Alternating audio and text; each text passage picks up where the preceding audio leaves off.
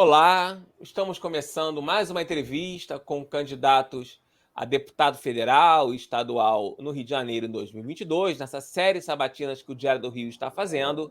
Hoje, nosso convidado é o comandante da Força Aérea Brasileira, o coronel Sérgio Veit. Tá certo? Sérgio Veit. Eu Já foi posso candidato? corrigir? Posso corrigir um pouquinho? Eu não sou Pode, comandante da claro. Força Aérea Brasileira. Eu sou oriundo eu tive na Força Aérea Brasileira por muito tempo e saí como coronel. Eu sou comandante de linha aérea. Então, após sair da Força Aérea, eu segui a carreira na aviação civil. Fui comandante de linha aérea. Então, o comandante se refere a isso, tá? Na Força Aérea, o comandante é outra coisa. Você teve cerca de 27 mil votos para a Câmara em 2018 e foi o segundo suplente no antigo PSL, né, que virou União Brasil. Nesse ano, você tenta ser deputado estadual pelo PL, do presidente Bolsonaro, e defender as pautas conservadoras e o setor da aviação. Tá Tudo bem, correto. comandante? Tudo bem, graças a Deus. Muito prazer prestar uma entrevista a você, ao Diário do Rio, e espero que a entrevista seja bem esclarecedora e que permita ao povo fluminense decidir, ou pelo menos colocar na balança, a nossa campanha, a nossa indicação para compor a Aleste. Comandante,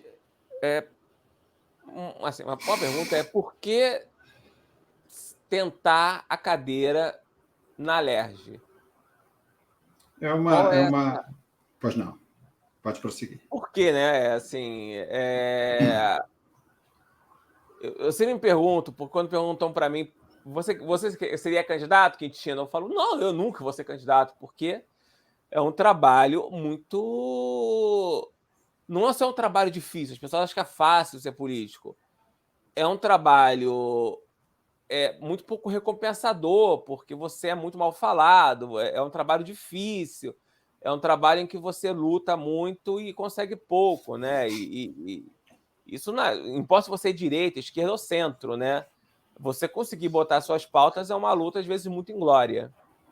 Está correto. Quando eu resolvi ingressar na política, eu tive essa visão. Nós queremos que a política melhore e queremos pessoas que possam fazer com que a nossa população alcance patamares de desenvolvimento e conforto e renda e tudo isso, saúde, educação, enfim, todas as pautas que são tratadas politicamente, nós queremos pessoas que façam o melhor. E como exigir de outras pessoas e não colocar a minha pele em jogo? Então, de fato, eu concordo com você, a atividade política muitas vezes ela é ingrata pela dedicação do indivíduo e ela é arriscada também, porque você está à mercê de diversas intempéries e riscos, até mesmo de vida, que nós já temos episódios aí de pessoas que foram assassinadas por conta do seu desempenho na política. E, fora isso, tem toda a justiça. O tempo todo estão vasculhando a vida das pessoas, muitas vezes até injustamente ela é denunciada e, ao cabo da investigação, é comprovado que ela não deve absolutamente nada, mas o seu nome, a sua reputação já foi, como dizem hoje em dia, cancelada. Você vem do setor da aviação, né? Coronel da FAB, depois comandante no setor na aviação civil. E a aviação no Rio de Janeiro, apesar de ter um crescimento, ela passa por vários problemas. Você tem um esvaziamento. A gente perdeu a TAP, conseguiu recuperar os empregos por outra forma, mas o Galeão tá vazio. Chegou até a tentativa de privatização do Santos Dumont, voltaram atrás, porque e agora vai ser um bloco, o Galeão e Santos Dumont. A gente não tem um grande hub aqui, né, de aviação civil, apesar de você ter centros tecnológicos ali na Ilha do Governador, graças à aeronáutica. Mas é um setor que traz muito, muito dinheiro, é um setor importante, importantíssimo para o turismo. Mas você pega hoje o Rio de Janeiro, você para viajar às vezes para Nova York, são poucos voos diretos. Nova York é um grande centro de turismo, né? E de trazer turismo. Tem que ir para São Paulo, ou às vezes você ir para o Nordeste, você tem que ir para Brasília para ir para o Nordeste. É um setor de uma importância que não dá para. É um setor de uma importância gigantesca e às vezes você vê que falta uma defesa, tanto na Assembleia quanto na Câmara dos Deputados Federais, que não tem isso, né? Você não tem essa defesa na Câmara. E o Tutu, que é um defensor do turismo, né? Ele passou a ser, depois foi secretário. O Otávio Leite defende bem essa pauta, mas realmente faltam nomes. O Siciliano tentou agora na LERJ, ele acabou tendo que pegar essa pauta ali pela falta de nomes, mas é uma pauta que às vezes nem dá voto, né? As pessoas esquecem. O turismo é uma pauta esquecida e a aviação mais ainda, né? Acha que são pautas desimportantes. Como você pretende, e aí eu tenho que perguntar da sua expertise no setor, tanto para trazer hubs e talvez empregos no setor da aviação para o estado do Rio, e também trazer o setor do turismo para o Rio de Janeiro, que é a cidade mais importante turisticamente do Brasil, talvez da América Latina. Como você bem esclareceu, a cadeia de atividades que culminam na atividade aérea é muito grande. Então, o trabalho do político nessa área é exatamente incentivar, fomentar, facilitar em termos de isenções de impostos ou algum outro tipo de incentivo para que outras áreas se desenvolvam e tornem necessária a viagem das pessoas entre o Rio de Janeiro e outros polos. O Rio de Janeiro, em governos anteriores, poderia ter sido aquinhoado com outras empresas aéreas que trariam a aviação para operar aqui. Nós tivemos a perda de linhas locais, ou seja, para a região de Cabo Frio, principalmente. Tivemos a perda da aviação local, regional, no caso Rio de Janeiro para outros estados, e tivemos a perda dos voos internacionais. Governos anteriores não permitiram que empresas se instalassem aqui no Rio de Janeiro. Eu não vou ser leviano de dizer que pediram mais do que as empresas poderiam oferecer, mas eu vou citar um exemplo que eu conheço com um pouco de profundidade, que é o caso da criação da Azul Linhas Aéreas, hoje uma das maiores, se não a maior, operando no Brasil, e ela pretendia se instalar aqui no Rio de Janeiro, mas, por conta de política, ela acabou indo para Campinas, e hoje Campinas é o hub da Azul e opera voos internacionais, e a grande malha dessa empresa, que se saiu muito bem até agora, está concentrada em outro estado.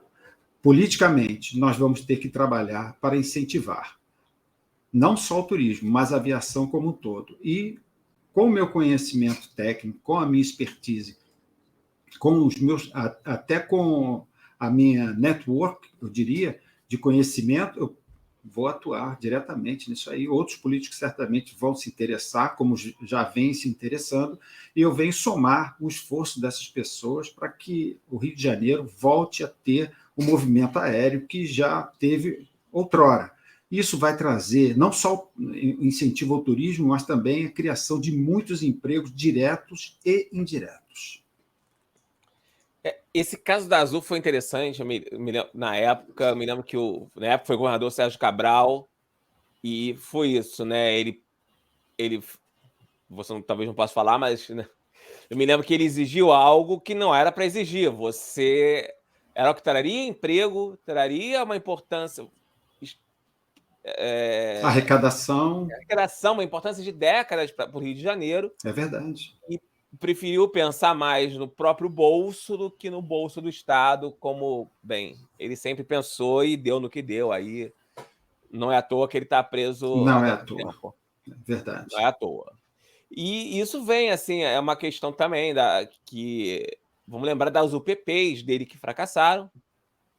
Hoje você tem um projeto do Cidade Integrada, do governador Cláudio Castro, que vem se mostrando, na minha opinião, um bom projeto, talvez não seja o projeto ideal para o Rio de Janeiro, que sofre com um problema de segurança. Houve melhoras, os dados mostram melhoras, mas você é um candidato conservador, um candidato à direita,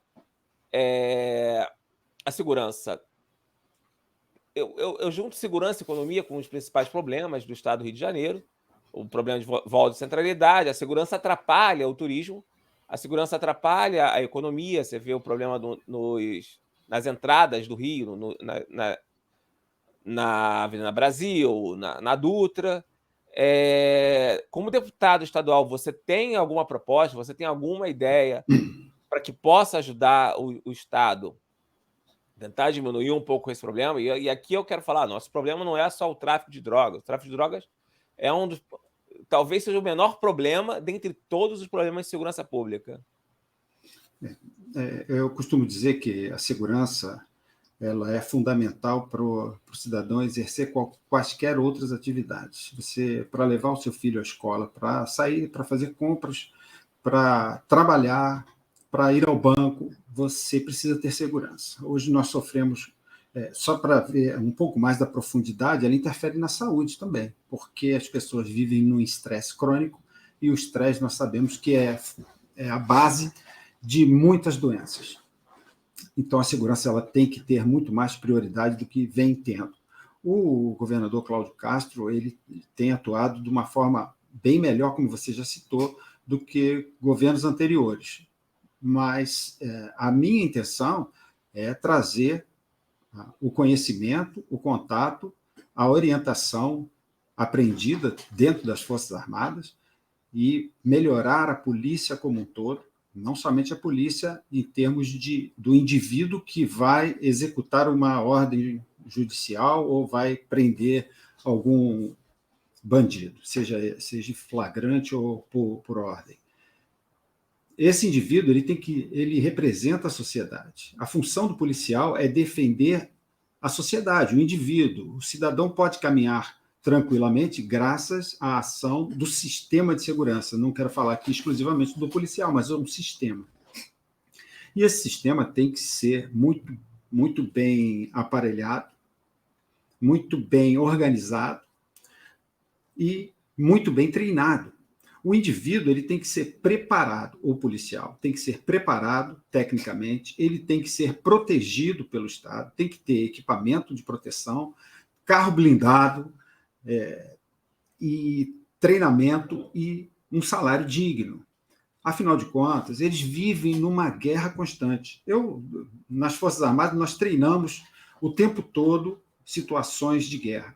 E eles vivem uma situação de guerra 24 horas, é o cotidiano deles. E essas pessoas elas têm que ser reconhecidas, têm que ser bem treinadas, inclusive com sustentação de terapia, treinamentos periódicos, avaliações periódicas e um atendimento bem especializado, porque é esse indivíduo que vai proteger a sociedade. Então, estudos nas melhores escolas de inspeção de polícia, de inteligência, preparo do indivíduo, tanto psicologicamente, assistência à sua família, assistência pessoal, preparo em termos de infraestrutura, de carro blindado, colete e respeito pelas suas decisões.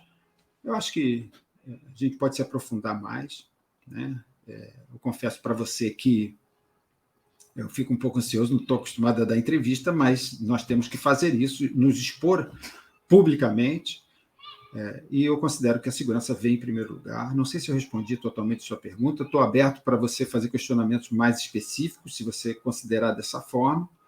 Não, tem uma que, assim, que eu acho que é importante, que é a questão... contar. Eu morei em área na Praça Seca, que quando eu nasci era um bairro de classe média, acabou sendo dominado pelo tráfico, depois pelas milícias. Quando a milícia chegou, foi comemorada, porque era melhor a milícia que o tráfico, e depois as milícias mostraram ser um problema. Por um lado, a milícia mostra que o domínio do tráfico é fácil ser retirado, porque eram meia dúzia contra os traficantes, mas a milícia, ao longo do tempo, virou um problema gigantesco no estado do Rio de Janeiro. Hoje você tem áreas gigantescas controladas pelos milicianos, que e também outra área tão gigantesca controlada pelos traficantes, que você não tem um Estado ali. O Estado não chega nessas regiões. Você tem regiões que realmente não tem Estado. Você não tem, talvez, você não tem a internet que está lá, é a internet do miliciano, do traficante, né? O pessoal ainda divide, né? Você gosta de dividir miliciano e traficante, mas hoje são a mesma coisa, não tem uma diferença entre eles. Antigamente o miliciano era um policial, em sua hora, era um policial bandido, né? Hoje é um qualquer que é um mafioso. E é um problema de que eu não vejo como o Estado vai conseguir solucionar a longo tempo. O governo do Cláudio Castro tem tentado, é um problema de inteligência, de longo prazo. Você acaba tendo políticos ligados à milícia, você tem políticos que a gente sabe que são ligados, você tem políticos, historicamente, que são investigados. E aí o Marcelo Freixo investigou, alguns saíram da milícia, foram presos. Outro recentemente foi morto, né? E como lutar contra isso? Se você entrar na Leste, você vai ter que lutar contra pessoas ali dentro que você sabe que fazem parte de organizações criminosas. Como você bem disse, a situação é bem difícil, vem de longa data, foi se instalando. Eu diria que o primeiro passo para isso acontecer está lá atrás, no governo Brizola, que começou a impedir que policiais fizessem atividades em comunidades, e num erro de raciocínio, no meu entendimento, porque nós queremos o policiamento próximo às áreas onde nós frequentamos, onde moramos, mas esse impedimento de o policial entrar nessas comunidades faz com que essas pessoas residentes dessas comunidades tenham que conviver e se submeter tanto a bandidos quanto a milicianos. A ausência do Estado, ela tem que ser corrigida, né? Provavelmente, algumas áreas têm que ser reurbanizadas, ou pessoas que residem nessas áreas podem ser realocadas para outras áreas. Logicamente, isso aí demanda uma negociação muito extensa e significativa. E a maior autonomia para as polícias e garantia do indivíduo quanto a possíveis ilicitudes cometidas no exercício da ordem a ser cumprida. Combater essas máfias requerem muito treinamento de inteligência, organização, uma infraestrutura melhorada e uma conscientização de toda a população também, por que não? Porque a população acaba se submetendo. A população está desesperançada com o setor público, desesperançada principalmente com os políticos, e acabam cedendo, entrando numa situação de silêncio e aceitando a imposição de bandidos. Quando o cidadão começar a participar através da confiança readquirida nos governos, na polícia como um todo, a própria população pode participar também com denúncias, como nós já tivemos o Disque Denúncia. Algumas ideias já passaram, mas não foram aplicadas da melhor maneira, né? Esse caso da Alerj, esse caso de políticos terem ligação com bandidos, eu diria que não são políticos que têm ligação com bandidos, são bandidos que ingressaram na política para poderem dar cobertura, dar apoio aos próprios bandidos, à sua classe, à sua categoria, vamos dizer assim, né? Então, os bandidos patrocinam a formação superior de pessoas, de advogados até, eu não tenho nomes para citar, mas essa é de domínio público esse conhecimento, e eles têm uma aparelhagem política, legal e estrutural e armamentista que faz com que eles tenham uma força maior do que a força do próprio Estado. Isso tem que ser modificado, nós sabemos. Como fazer isso? É uma mesa de negociação, uma mesa de inteligência para desenvolver os projetos, já que nós temos um objetivo, que é trazer a segurança de volta e, consequentemente, maior fluxo de turistas, maior ingresso de verbas para o próprio Estado, maior criação de empregos, melhor qualidade de vida. Ainda sobre... Você comentou, né, do Brizola, sobre a questão das comunidades, e você tem agora a decisão do STF, que praticamente proíbe a polícia de subir comunidades, entrar em comunidades só com decisão judicial, o que impede algumas ações. Tem rádio, né, gravações de rádio de policial militar que não pode entrar para tirar outro policial que ficou cercado. Isso foi uma ação do Alessandro Molon, e acabou não tendo uma ação, talvez, por parte da Alerj, por parte... E aí eu acabo acusando um pouco o governador de uma ação... Ele reclama disso, mas de confrontar o STF sobre essa decisão, né?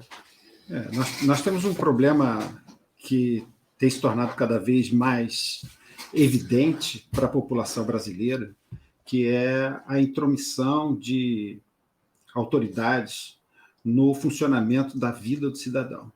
Esse é um caso típico, né? Uma autoridade que não vive a situação, não conhece de perto a situação, atendendo a uma ação, a um pedido político, com base num fundamento que não tem lógica para o cidadão comum, que é a transmissão do vírus da Covid, né? Então, o que significa isso? A polícia não pode ingressar em determinada área porque o risco de contaminação por um vírus pode ser aumentado? Ou mais pessoas vão ficar vulneráveis ao vírus? Essa decisão ela não tem um fundamento, a própria ação, o pedido é equivocado, e o Ministério Público, o governo, a Alerj, tem que se unir para debater e, se for possível, confrontar esse tipo de decisão que vem prejudicar a população do Rio de Janeiro. Você está no PL, o PL ele é o partido mais importante no estado do Rio. Hoje tem os 3 senadores, tem o governador, tem o presidente da República. Então, você estando dentro de um partido forte como esse, como isso pode ajudar as suas pautas, como isso pode ajudar as conversas para ajudar o Rio de Janeiro? O Rio de Janeiro é um estado que realmente precisa de muita ajuda. Você, economicamente, teve a questão da passagem, do gás, que vai acabar indo para o Nordeste. Isso prejudica economicamente o estado, que é o estado que produz o gás, que deveria estar aqui. Se trata o estado do Rio como se fosse um estado riquíssimo, é um estado com dinheiro, mas o ICMS do gás do petróleo vai tudo para fora, né? A gente fica dependente do royalties. E fora outras derrotas do Rio, né? O Rio, durante a fusão e a perda da capital, não ganhou não teve nenhuma recompensa, né? Juntou tudo e ficou por isso mesmo. Até hoje a gente sofre as consequências dessa perda. Você vê alguma forma de ajudar o Rio a voltar? O Rio vai perdendo, né? O Rio perdeu indústrias, o Rio... os impostos do Rio são altos, então isso é perda de comércio, é perda de centralidade. A segurança, como você falou, as propostas, já ajudaria bastante. O Rio vai perdendo essa centralidade aos poucos, e chega a um ponto, como chegou atualmente, de não ser mais o seu primeiro estado, já nem o segundo, caindo para terceiro, quarto estado da República. O político ligado ao PL, ele, na Alerj, vai ter muito mais facilidades de ajudar a solucionar os problemas do Rio de Janeiro, porque, primeiro, tem a maior bancada, tem o maior número de senadores, vai ter certamente o maior número de deputados federais e, se Deus quiser, vai ter o presidente da República. Esse canal de ligação vai facilitar que as propostas do PL, que eu considero as melhores, vindas basicamente do nosso presidente, para que nós possamos aprovar projetos que venham a trazer melhor segurança, melhor educação, melhor infraestrutura, a situação da saúde, o desenvolvimento tecnológico, oferta de empregos, aumento do turismo, tudo isso faz parte do nosso planejamento. Eu posso até citar para você que, dentro do PL, como candidato a deputado estadual, representante vindo das Forças Armadas, e eu sou o único como deputado estadual. Também sou o único candidato oriundo da aviação como um todo. E isso vem trazer um alento para essas pessoas que pensam dessa forma, que têm um pensamento patriota, que têm um pensamento de correção da vida, de eliminação da insegurança, para que nós possamos ter uma vida melhor. Esses representantes vão estar ligados, conectados e dialogando com o Congresso Federal e com a Presidência da República. Aliás, o nosso governador também, desculpa, eu não citei antes, nosso governador, espero que seja reeleito, porque ele também é do partido e tem feito um bom trabalho frente a outros governos que nós já tivemos e frente a tanta dificuldade como você mesmo citou. A ida de recursos, a saída de recursos, a desconsideração para com o Rio de Janeiro vem crescendo, eu diria até mais, não somente quando o estado da Guanabara se fundiu ao estado do Rio de Janeiro, mas já desde a ida da capital para Brasília, isso já tem bastante tempo, tudo vem se deteriorando no Rio de Janeiro. As coisas têm sido abandonadas, relegadas a segundo, terceiro, quarto, quinto, último plano. E você citou bem a situação também da aviação, a situação dos derivados de petróleo, e os outros.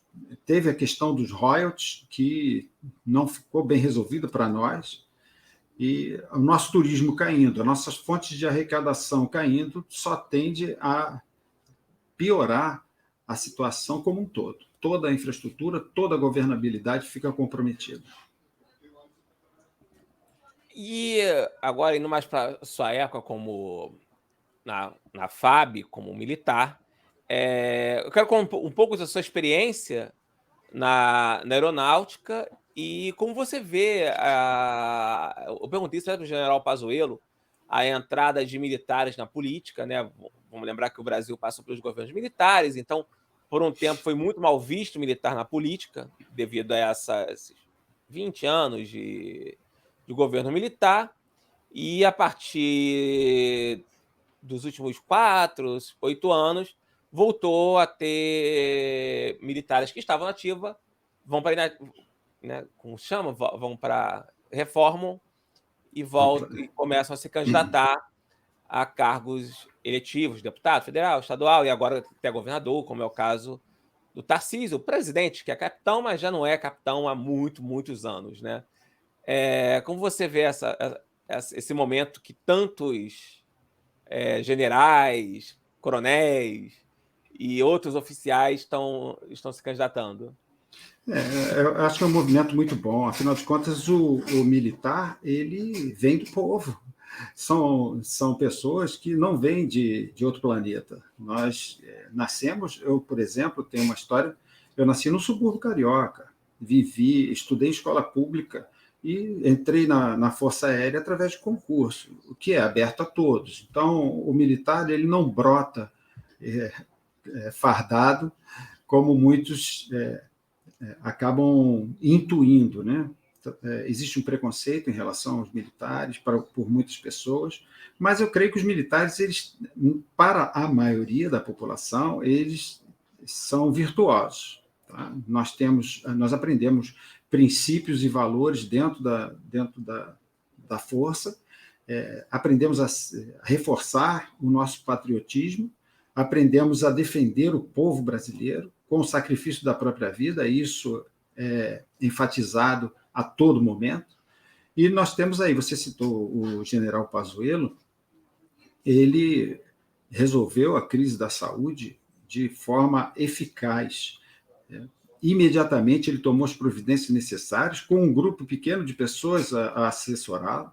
O caso do oxigênio, lá de Manaus, que muitos tentam não divulgar ou divulgar erradamente, foi um caso muito bem sucedido. A Força Aérea foi empregada de forma ímpar, né? Prontamente se prepararam as aeronaves, modificaram os interiores de aeronaves, e em 24 horas já deram como pronta a primeira aeronave para transportar oxigênio líquido, que é aquele que você coloca nos hospitais, não é o cilindro de oxigênio. Inclusive, o oxigênio líquido ele não é transportado por avião no mundo, no planeta. Então, a Força Aérea foi pioneira nisso, um risco elevadíssimo de algum acidente, e transportaram centenas de pessoas doentes, sem recursos, sem assistência médica necessária, transportaram, retiraram, fizeram evasão em missões de misericórdia, propriamente dito, centenas de pessoas que passaram a ter esperança melhor, passaram a sobreviver, e não, certamente o número de mortes seria muito maior, acometidos pela Covid, né? Então, o militar, com todo esse preparo, com o patriotismo, com a vontade de acertar, já na reserva remunerada, ou seja, já cumpriram, já têm experiência de diversas manobras, inclusive internacionais, preparo técnico, eu tenho plena convicção de que o Brasil vai melhorar. E nós já temos exemplo disso, você citou o capitão Tarcísio, o próprio presidente da República. Nós temos vários exemplos de militares que entraram no governo e fizeram um bom trabalho. Claro que há, como em todo meio, pessoas que não estão muito de acordo por conta de convicções pessoais, pensamentos divergentes, mas tudo pode ser debatido e chegar a bom termo, como o militar costuma fazer. Nós sentamos em mesa para a solução de problemas, e existe a técnica do estudo de Estado-Maior, por exemplo, que aborda todos os fatores envolvidos com um problema e encontra soluções possíveis e escolhe a mais provável de obter sucesso. Não sei se eu respondi bem a sua pergunta, se faltou alguma parte, porque a colocação foi bem, bem longa, e a minha resposta também eu acho que foi um pouco longa, mas nós temos que citar vários aspectos e acaba sendo um pouco mais... Não, essa questão de Manaus, da pandemia, eu até falei com o Pazuello, né? Eu comentei com o Pazuello. Então, o seu erro foi comunicação, porque eu não sabia de nada disso. É verdade. A comunicação, houve falha de comunicação, sim, mas nós temos que contar também com a má vontade de muitos meios de comunicação. A mídia como um todo não quer deixar parecer que o governo Bolsonaro vai bem. Então, tudo que é sucesso, eles abafam ou publicam fake news a respeito, pegam pequenos detalhes que talvez não tenham dado tão certo assim e enfatizam como se fosse o mais importante de tudo. E o general Pazuello... O Diário, apesar... né, eu sou direita, o dono é de direita, o pessoal, o escritor, o nosso jornalista é de esquerda, como é toda a redação, mas a gente publicaria e não recebemos nada. Sim. Aí eu falei, você... por isso que eu concordei com você. Olha, sem dúvida, há falha na comunicação. Não tenho dúvida disso. Agora, Pois não. Eu perguntei da sua experiência na FAB, mas eu queria continuar nessa questão da pandemia, porque você falou dos aviões. Sim. Então, é uma questão muito complicada, porque realmente eu não sabia disso, dessa questão do avião especificamente. A gente viu os cilindros sendo enviados mediaticamente, né? Era muito de ver. A gente não entende como funciona a FAB e que não pode transportar oxigênio comum pelo avião. Então você respondeu como você acha que deveria haver a FAB naquele momento? Na verdade, o oxigênio comum, esse que é transportado em cilindros, ele pode ser transportado com limitação de quantidade, embalagem, distância de outros produtos com capacidade de interagir com o oxigênio e causar algum tipo de incêndio ou até explosão. O que é embalado em cilindro, o oxigênio comprimido, ele pode ser transportado nas aeronaves com essas restrições. O oxigênio líquido, que foi o principal transportado pela Força Aérea, é que não tem histórico de transporte por nenhum outro tipo de aviação. Então, a Força Aérea se mobilizou no sentido de operacionalizar esse transporte de oxigênio líquido para atender a necessidade urgente do povo da Amazônia. Isso foi muito bem sucedido, é um motivo de orgulho. As pessoas que participaram dessas operações podem ser consideradas como verdadeiros heróis. Eu acredito até que deveria existir maior divulgação, claro que houve, mas muito tímida, para esclarecimento da população. Eu não sei se é essa a sua colocação. Não, era assim. E agora eu perguntei a sua experiência na FAB, se puder contar um pouquinho. Sim, claro. Eu, como já disse, eu fui cidadão normal, como todos os brasileiros. Eu nasci aqui no Rio de Janeiro, no subúrbio, fiz o concurso e passei para a EPICAR, Escola Preparatória de Cadetes do Ar. E lá cursei o ensino médio, conhecido hoje como ensino médio, e já aprendemos os valores pregados pelo militar, valores e princípios, aprendemos o que tem que ser aprendido como militar e estudamos também em grau científico, que é o ensino médio. De lá, há uma seleção e quem passar nessa seleção segue para a Academia da Força Aérea, que é a Faculdade de Formação de Ciências Aeronáuticas e dos pilotos e de outras especialidades também, além dos aviadores. A Academia da Força Aérea forma intendentes, pessoal de infantaria e outras especialidades. A partir daí, ao concluir o curso, você passa por uma escolha, que é uma seleção para seguir em determinadas aviações. Hoje está um pouco modificado, mas basicamente é isso. E eu, graças a Deus, fui escolhido para fazer o que eu queria.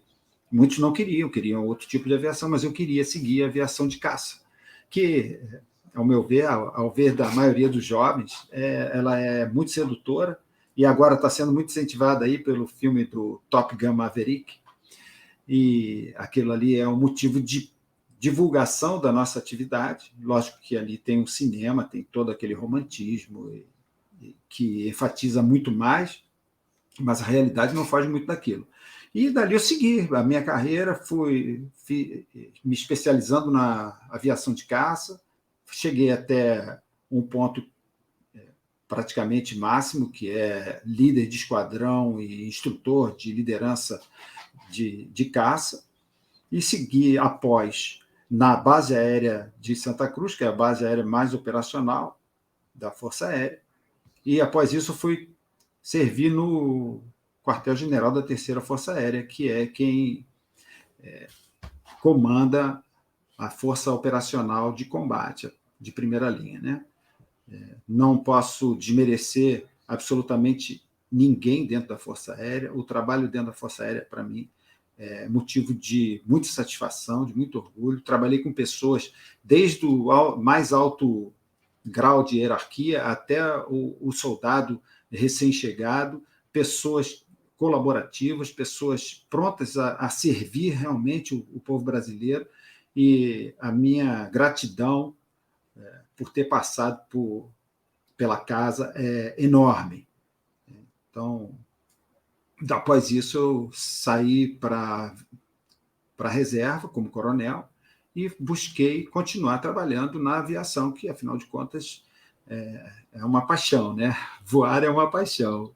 E segui na aviação comercial, voei aviões de carga, aviões velhos, aviões de muitos motores, e fui comandante do DC-10, um dos maiores aviões que já produzidos, está entre os 10 maiores. fiz voos internacionais e voei por muitos cantos desse nosso Brasil desconhecidos da maioria das pessoas, né? Eu encerrei a minha carreira voando na Azul Linhas Aéreas, transportando pessoas e carga para todo canto aqui no nosso Brasil. E por que largar isso tudo e decidir entrar na política? E quais são suas principais propostas se eleito deputado? Pergunta complexa, né? A parte política ela foi despertada em mim lá atrás, ainda como capitão. Se eu não me engano, deixa eu ver, era o primeiro mandato como deputado do Bolsonaro, para vocês terem uma referência melhor.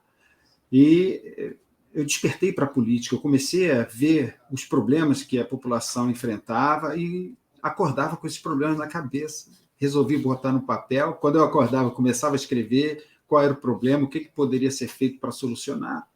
E passei a fazer parte da política. A política passou a fazer parte de mim nesse momento. Isso lá atrás, em 92 ainda.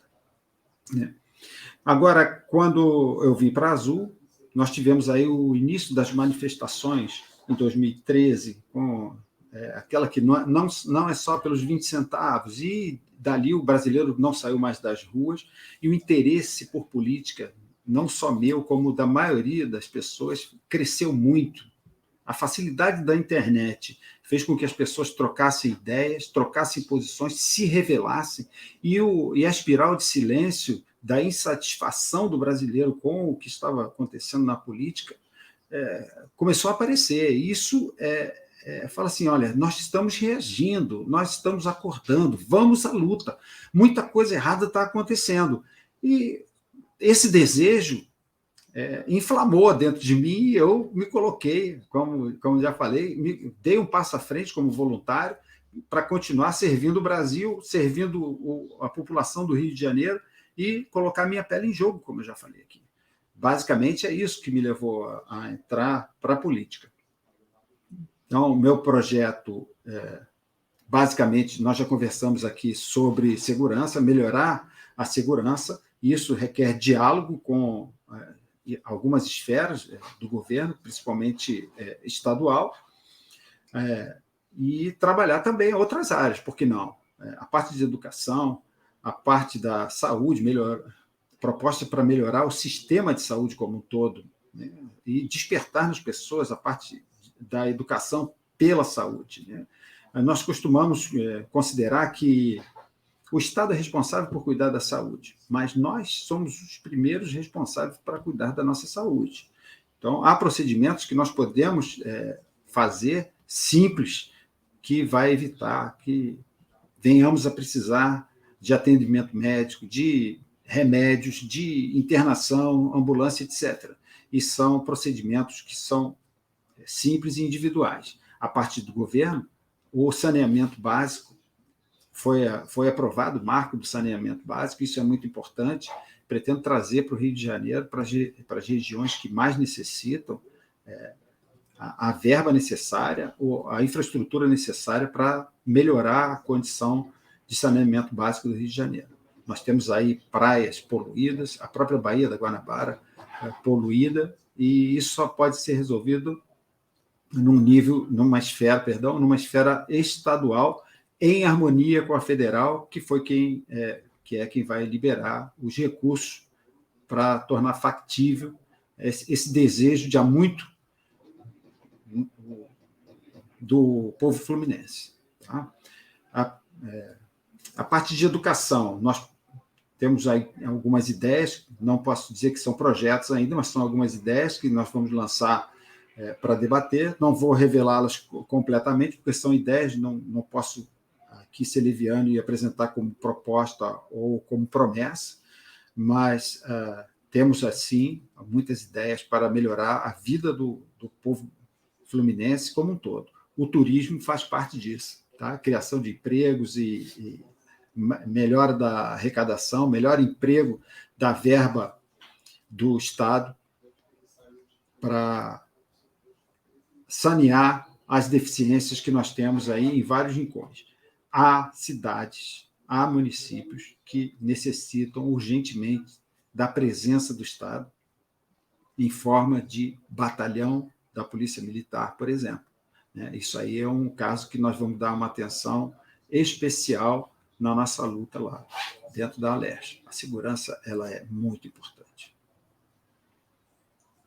E, comandante, para a gente terminar, o que a população do Rio tem que saber sobre o comandante Sérgio Veit? Espero ter acertado de novo. E por que você merece o voto deles? Eu diria que eu venho de uma classe, não posso dizer classe, de um grupo de pessoas que teve a graça ou a bênção de Deus para ter um preparo técnico, um conhecimento científico, uma estrutura de valores que deve ser empregada em todas as áreas, e a política é fundamental que tenha esses valores. O conhecimento técnico, a capacidade de operar em grupo, de negociar, ela é inerente ao militar.